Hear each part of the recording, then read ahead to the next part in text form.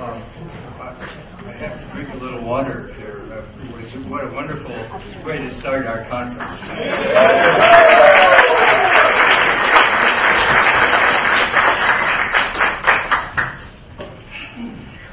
My name is Dr. Glen Martin, and this is my home here at Radford University. I've been here for 30 years. I'm chair of the Peace Studies program. We have an interdisciplinary program in Peace Studies, and professor of philosophy here at Radford.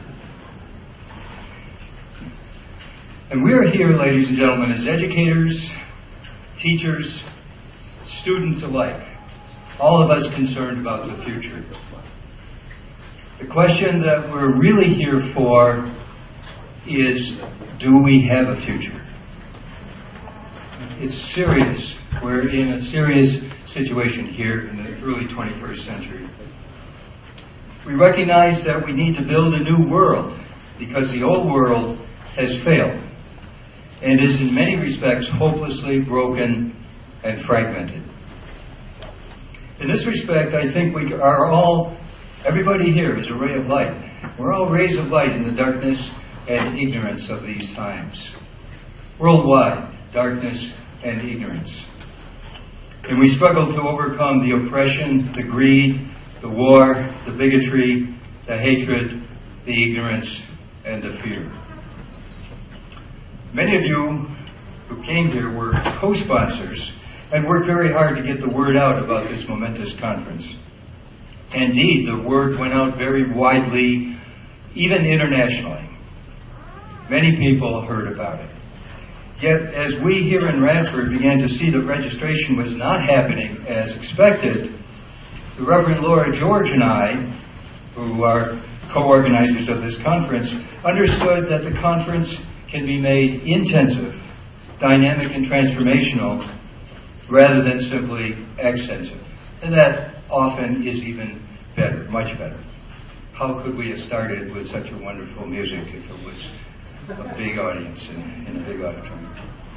It could be the focal point for networking, interacting, resonating, and laying the foundations for an ongoing Building the New World movement. It could be a celebration and a festival.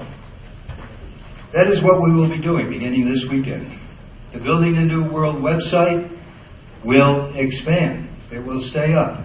And we will be working with the videotapes, archiving them and distributing them to everybody, and we will be working to build the new world and extend this movement.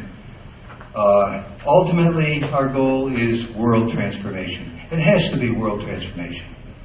And all of us in this room probably are comfortable in whatever niche we happen to be living in the world. But 60% of the world's population are living in hell. Real hell. And I've been there. I've seen that in many places in the world. And we need a different world. We need a new world. So I hope this conference will result in genuine recommendations about how we can change our ways of living and thinking on this planet. I believe that the vision of how to proceed into the future follows directly from the new creative holism that I expect will be everywhere present at this wonderful event.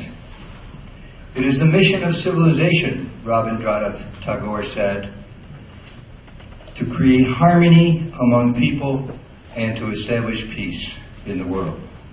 I believe this conference will present a number of interrelated political, economic, ethical, practical, psychological, and spiritual approaches to transformation that will contribute significantly to this mission of civilization. All these approaches are mutually integral and ultimately inseparable. We are holistic expressions of being. We are microcosms of the macrocosm, as Barbara Marx Hubbard has written, and she's here with us today. And the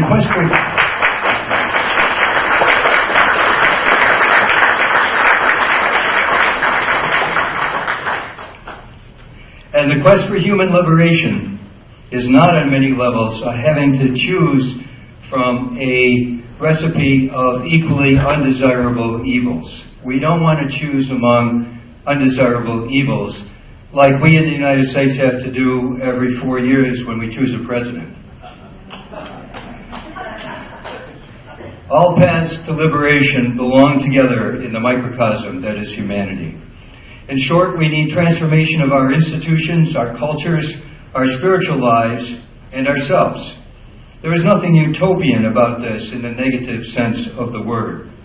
The possibilities for transformation are very concrete and they're real. They are being expressed and implemented and lived at this very moment in many sectors of human endeavor across the globe, including within the wonderful intentional communities who are so well represented here at this conference. We need the vision of a practical utopia, a pragmatic and concrete vision of how we can actualize our very real human potential. The fate of the earth and the future of our children depends on our ability to make these changes in a significant way within the relatively near future.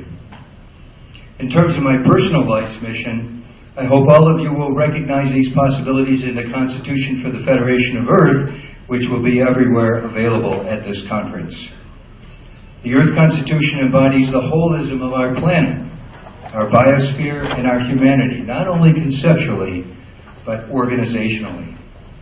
We need more than anything else, in my view, not an abstract set of values that may someday become realized on the earth. What we really need is a concrete document that shows us how to govern ourselves in a practical and superbly organized manner. In our presentation on holism in the Earth Constitution tomorrow, my colleague Eugenia Allman and I will try to show you how this applies to that Constitution. Holism is not merely an intellectual perception of harmony, for in harmony we are included in the wholes that we discern.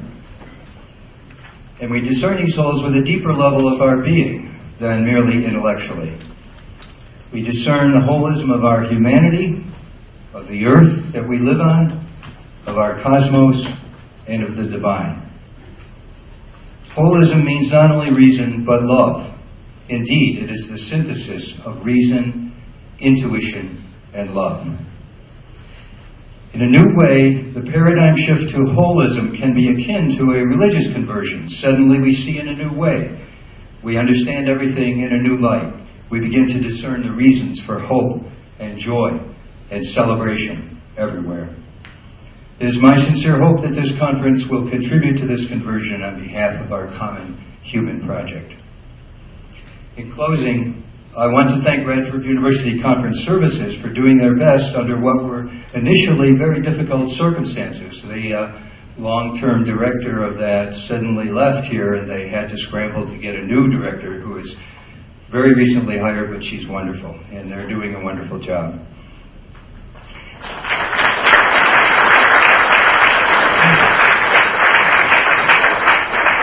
And I also want to recognize the tremendous hard work of my good friend, Reverend Laura George, on all aspects of this project that has been developing for nearly 2 years.